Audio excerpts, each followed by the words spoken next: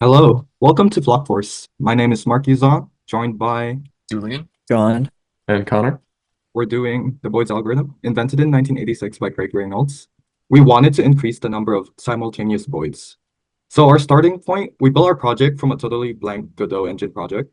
For our results, we had a 10x improvement in number of voids, and here's a glimpse of what our final demo looks like.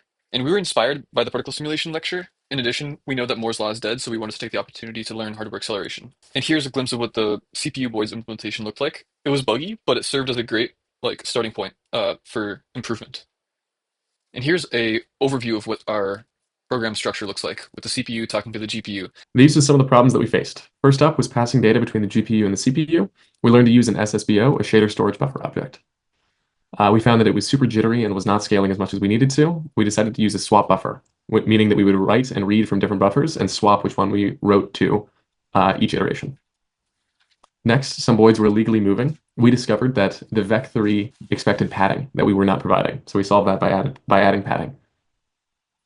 Next up, things were super badly clumping. We decided to solve this by adding a separation vector that would activate that was slightly smaller than the neighborhood distance.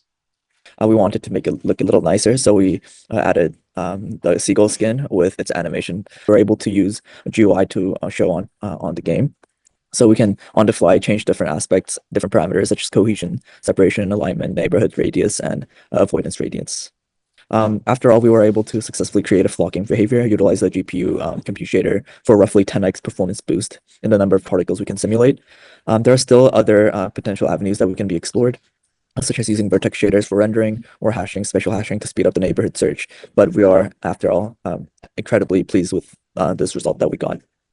And these are all the references and different videos that we watched. Thank you.